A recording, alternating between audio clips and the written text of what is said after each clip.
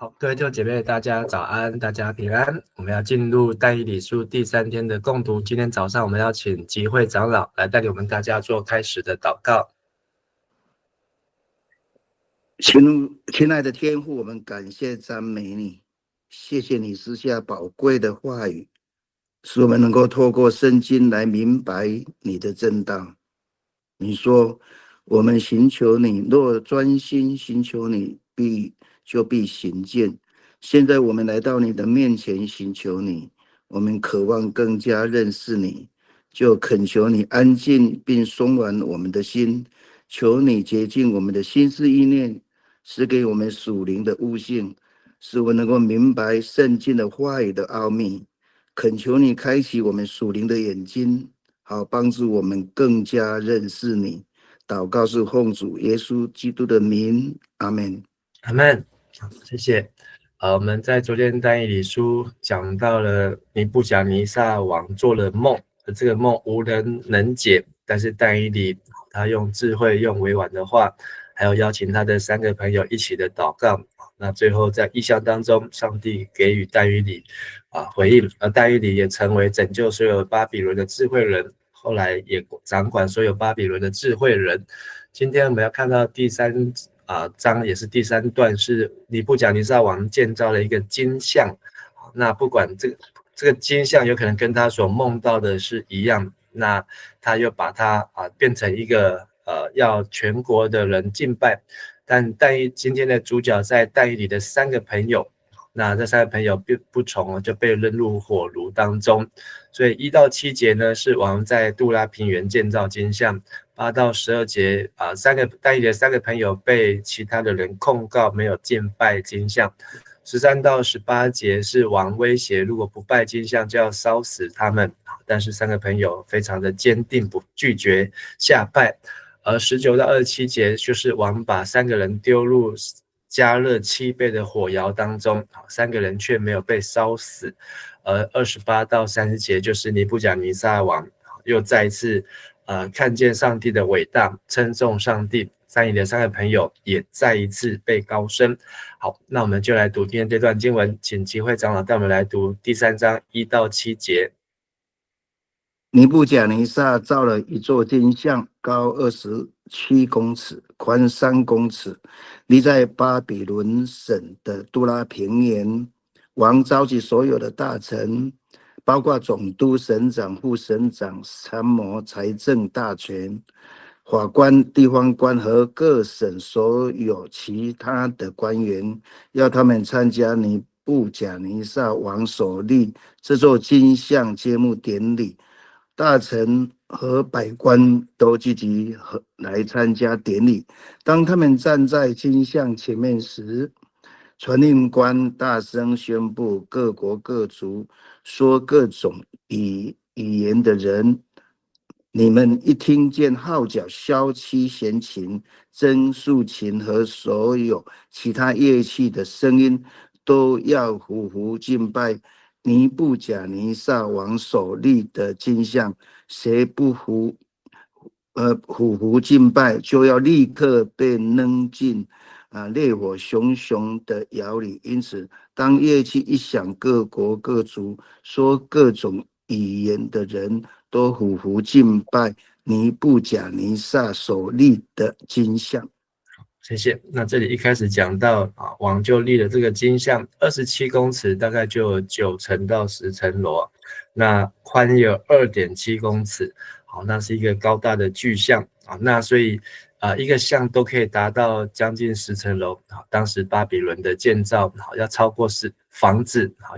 若是要盖巴别塔超过10层楼，也是应该有同样的技术。那另外呢，这个巴比伦省的杜拉平原就是在离巴比伦的东南边的大约10公里所以这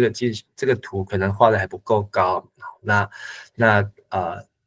王呢要所有的官员向他下拜。那在但以理书当中，我们因为这是亚兰文，这第3章还是亚兰文，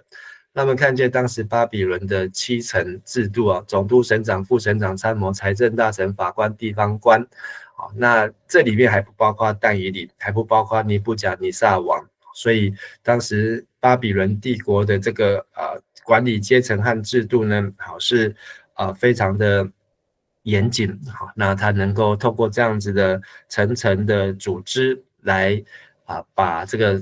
巴比伦帝国的人民能够管理好，但是呢没有含但以理，但是却包含但以理的3个朋友，所以第3章但以理并没有参与在这一章的故事当中。那王呢，同时还不仅要这些的各级官员来膜拜，那就是不是所有的百姓，而是针对官员，针对所有这些的行政事务、法官等等。那同时呢，参加典礼，这典礼在和本翻成开光礼啊，就是一个完工或是揭幕的仪式。那并且呢，还加上了乐器，传令官宣布，就是各方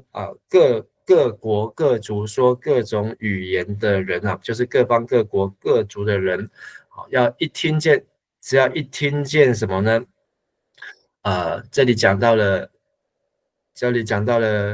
5种但和本有6种，就是号角、箫、七弦琴、筝、竖琴。那和本对个鼓，还有其他的乐器。那这个鼓呢，跟这个三角跟这个筝呢，是可能是同一个。那但是至少就是有五六种7种以上的乐器全部加起来至少有7种那只要听到乐器的声音都要服服，所以这不是只有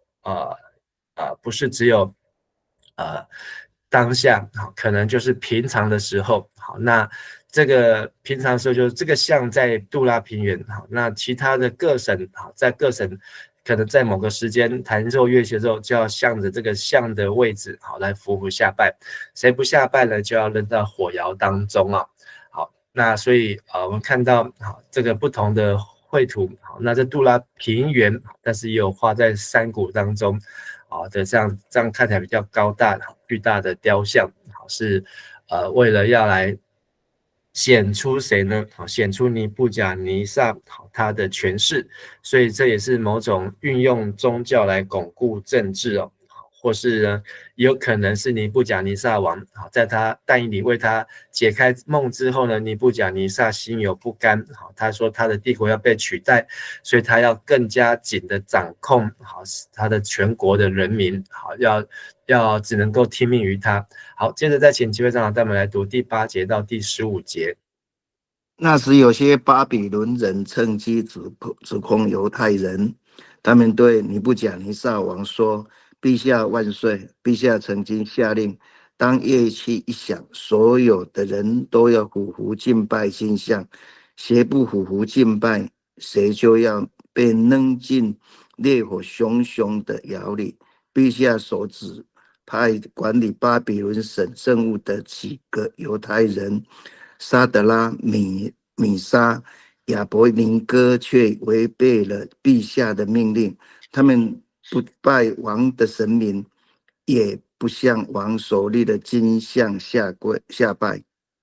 王听见这事，大发雷霆，下令把3个人带到他面前来。王对他们说：“萨德拉、米沙、亚伯尼哥，你们真的不拜我的神明，不向我立的金像下拜吗？现在你们一听到号角、箫、七弦琴、筝、竖琴和所有其他乐器的声音，就要向金像匍匐下拜。不拜的人立刻要被扔进烈火熊熊的窑里。你们以为会有神明来救你们脱离我的手吗？”萨德拉、米拉、亚伯尼哥回答陛下：“我们不愿意为自己辩护。如果我们所敬拜的上帝能救我们脱离烈火熊熊的窑和你的手，他一定会救我们。陛下，即使他不救我们，你要知道，我们也绝不拜你的神明，不向你立的金像下拜。”好，谢谢。昨天有提到，好，现在中文译本把犹大人翻成犹太人了。好，那所以这个到这里的时候呢，犹太人跟犹大人已经是同一个代名词。就是没有失去自己国家的犹大人变成犹太人。那他们呢被巴比伦人就是加勒底人来指控，因为不向王所立的金像下拜。那么在地上提到这3个人的名字呢，其实都已经被改为就是跟巴比伦神明相关的名字，成为他们叫到他们名字就是应该要尊荣要敬拜这个巴比伦的神明，包括马杜，包括尼波，包括自己是在巴比伦神明是没有价值的。但是他们却违背，以至于呢王13节大发雷霆那所以再把他们叫来，但可见王呢并没有当下就把他们处死。那这个可能也是巴比伦的律法，可能就是要审问清楚，或是要按照法律来办。所以再确认一次，是不是听到这些乐器就没有来下拜？那没有下拜的下场就是要被丢到火窑里面呢？那在这里第15节，王说：“你们以为会有神明来救你们脱离我的手吗？”所以这也是尼布甲尼撒他的心态，就是这整个巴比伦帝国，他好不容易把它攻打下来，扩张到现在的程度，而他的手呢，丰功伟业，但是居然有人不听，那他想要用这个金像这样的宗教的方式来掌控全国各省，但是居然有人不听话，所以他说：“你们以为会有神明吗？”所以虽然第2章但以理有让这个尼布甲尼撒王解开他的梦，并且他还称颂但以理的神，还向这个但以理匍匐下拜但是显然在第3章的时候呢，他还是认为他的手大于世上地上各个神明的手，包括巴比伦的神明。但是这3个朋友呢，却很简短的说，我们不愿意为自己辩护，就是我们不回答你，就是不说是也不说不是。但是他从另外一个方向来见证，就是我们所拜的神，即便他们3个名字被改成这样，他们所拜的神仍会救他们脱离。意思就是说，他们宁愿进入火窑当中，也不愿意向这个神明来下拜。而且呢，陛下第18节和本是翻成急或不然，那很多人对这个急或不然印象深刻，就是即便就算不是这样，就是我们的神没有救我们脱离烈火和窑，你当知道，这里也提到你要认识，你当知道，就是我们也绝不拜你的神明，也不会向你立的金像下拜，就是上帝没有与我们同在，上帝没有出手救我们，你要知道我们绝不做这样的事情。所以可见这几个犹大的犹太人，他们的信仰是非常的坚定。好，那和但以理是一样的。好，我们继续再读19节到25节。尼布甲尼撒王一听，脸色变了，向沙德拉、米沙、亚伯尼哥大发雷霆。于是王命令左右把火窑烧得比平常热7倍，又命令军队里最强壮的兵士把这3个人绑起来，扔进火窑里。兵士就绑了这3个人，把他们扔进去。当时这3人衣着整齐，穿着内衣、外袍和戴着帽子。由于王的严令，窑火烧得非常猛烈，从窑里冒出的火焰竟把执行命令的兵士烧死了。那时沙德拉、米沙、亚伯尼哥仍然被绑着，落入烈火中。忽然尼布甲尼撒惊奇地跳起来，问他的大臣：“我们不是绑了3个人，把他们扔进烈火里吗？”他们回答：“是，陛下。”王问：“为什么我看见4个人在火中走来走去呢？”他们都没有被绑住，也没有一点烧灼的样子，而那第4个人看来好像是神。好，那王呢，在之前就生气了，但是听到这3个朋友的回答呢，更加的生气，所以他怎么做呢？好，就是烧的加7倍啊，那这7倍啊是一个形容词，好，就是热到一个不行。那甚至这个兵士也是最强壮，所以这里有刻意的，就是把当时的整个情境拉升到一个有史以来最高的境界，最残酷、最残忍的情形。但是在这个但以理书的写作呢，非常的有戏剧性的手法，就是他先形容这3个人的衣着整齐，穿戴的连内衣、外袍、帽子，就是正装，因为他们3个都是官员，那也是穿着他们的官服、朝服。那在被抬进去的时候呢，连那个从里面冒出来的火焰，都把这些兵士给烧死了。为什么这些兵士会被烧死？和尔本有加上一个解释，就是因为王的命令呢来得非常的急啊，然后就是突然下令，所以他们来不及准备，要马上加热7倍，所以他们没有做好防护的措施。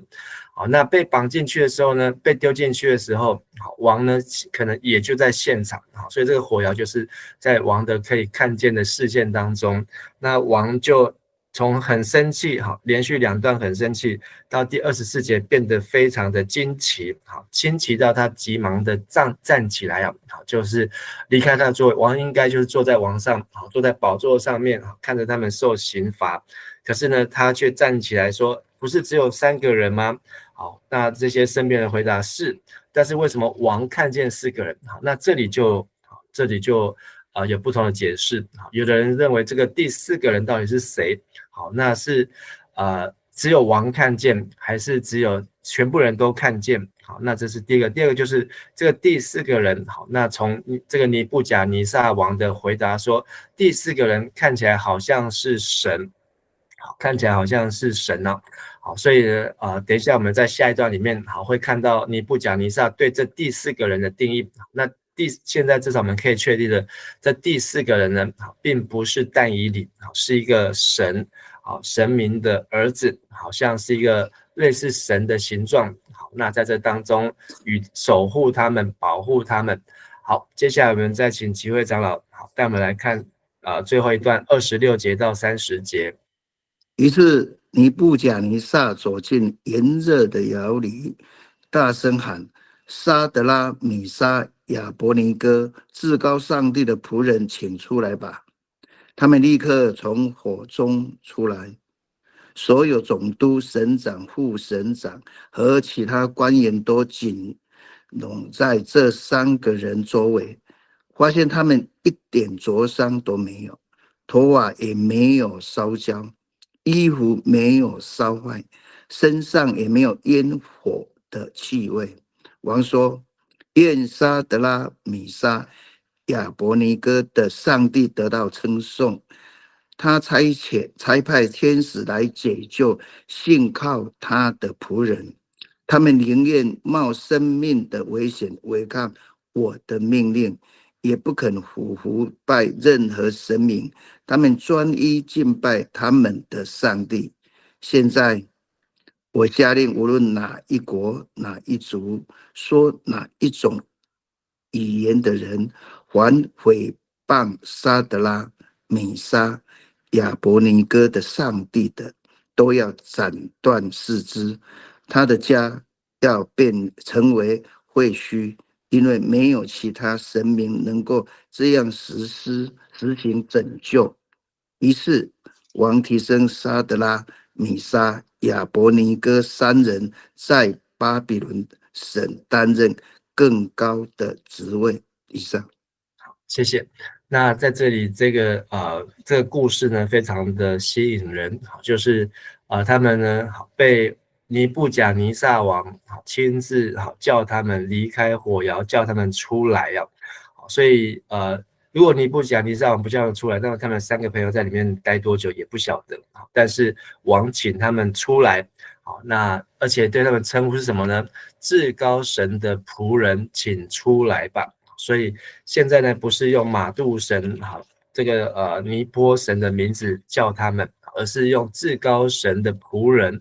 所以这3个朋友在被丢到火窑前说的那一句话，急或不然，主王啊，你当知道，我们绝不侍奉你的神，也不拜你所立的金像。那个你当知道，现在尼布甲尼撒有没有知道？真的知道。那所有的其他的各层官员都一样在这3个人周围啊，所以他们就是在他们的同事当中，那不仅是没有被烧伤，甚至连烧焦的气味都没有，那表示他们真的是刀枪不入啊，这个完整如初。那王呢就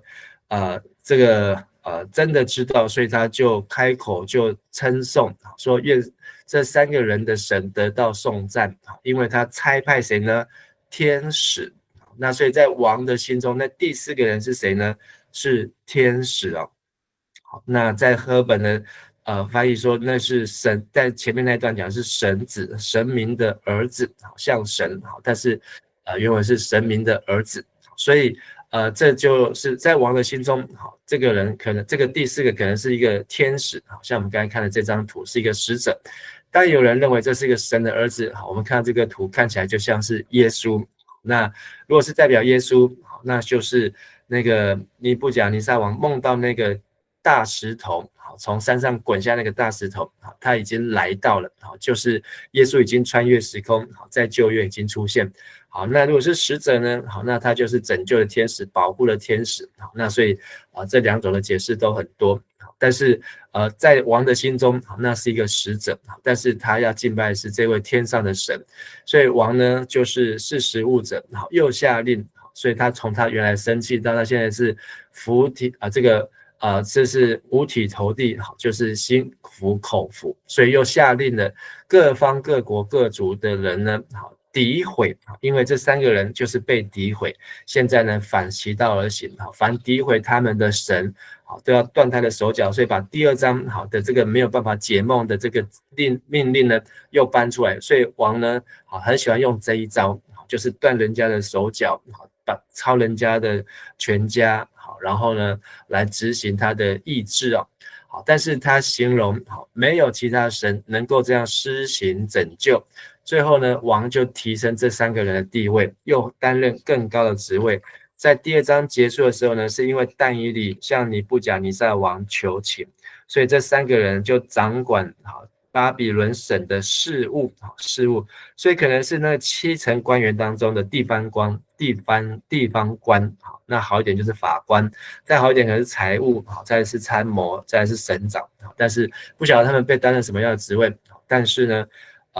3个朋友的故事就到第3章就结束，那后面就再也没有看到这3个朋友了。好，那在今天这段经文当中，让我们可以看到几件事情。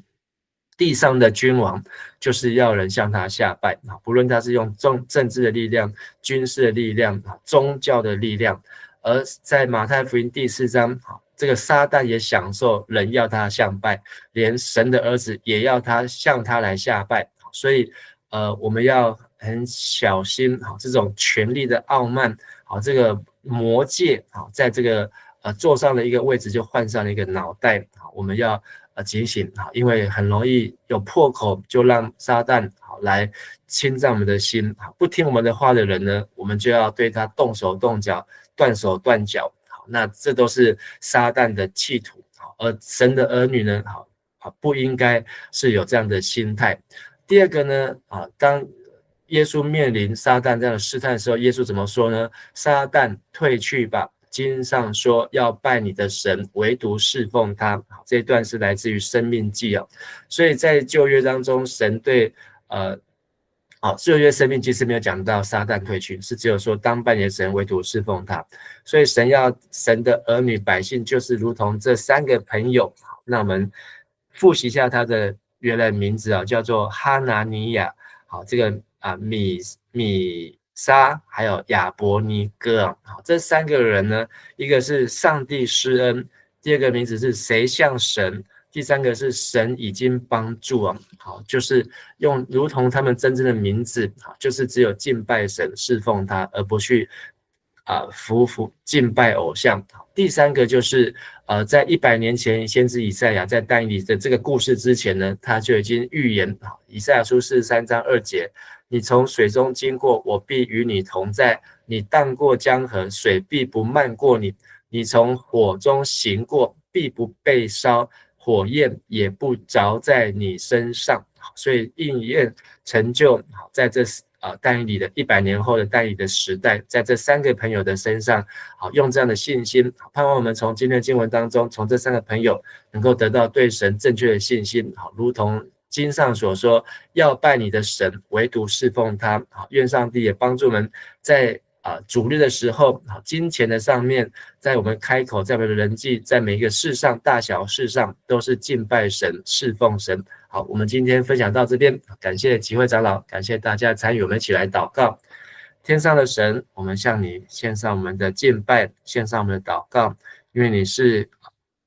昔在、今在、永在、全能的神，而地上的王魔鬼撒旦要塑造各样的神，使人服服，使人下拜，使人离开神。求